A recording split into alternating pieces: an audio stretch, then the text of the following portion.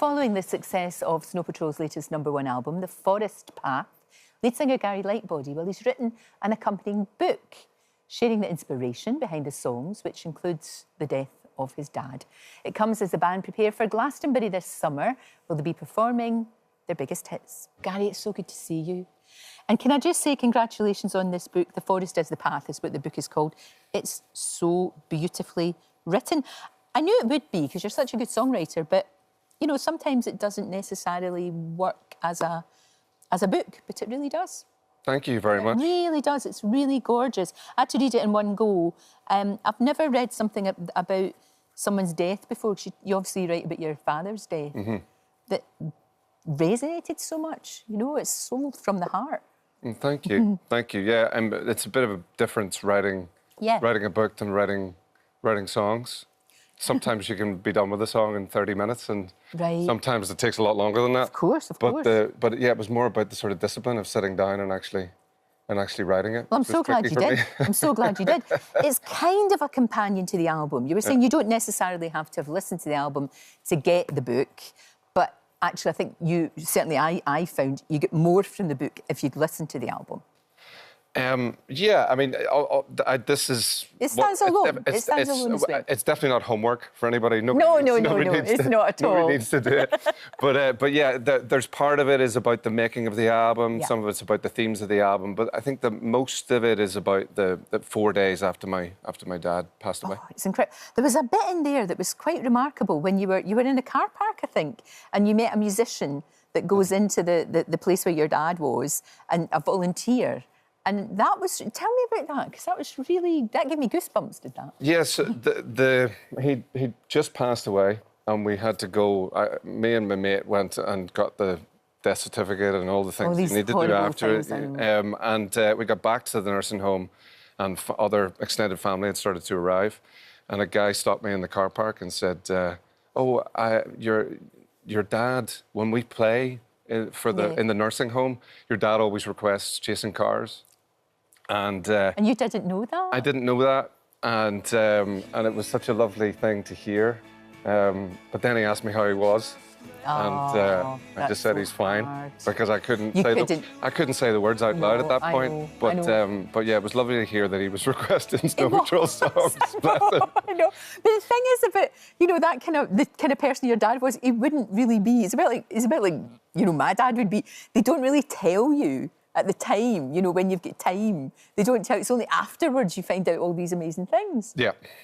You know, he was quite the man. I bet he was so proud of you, but he'd probably not tell you that very often. No, he wouldn't. But he would say the code for him telling me he was proud was saying, "You're some operator." You're some operator. You're some operator. Oh, I like that. I do like that. I think that's really lovely. And your mum gave you his ring. Yes. And that's a precious thing as well to have, isn't it? It is. It's nice to have a little something to remember him by. You know, I take it with me when I'm going up to the... Do you feel like, because you said, and you talk about it in the book, how you didn't cry for a long time, and, you know, you're sort of like quite... You went into that sort of practical mode, you know, of you have to get the death certificate, you have to do all of these things. And it's sometimes, because grief can... Everybody deals with it differently, don't they? But I think this will really help anybody who's lost someone. If it does, I'd be absolutely delighted. But you know, like that it would help in some small way. But you know, I was just trying to figure out how I was getting through it, because it was a full year before I cried, and I just went completely numb. I didn't really understand what was happening. I'm a pretty emotional person, so for me it was a very strange. It's fascinating, that, isn't it? How you can kind of shut down. I wonder if it's some sort of protection in your head. I don't know. It could have been. It could have been. I didn't quite understand what happened until I started writing about it.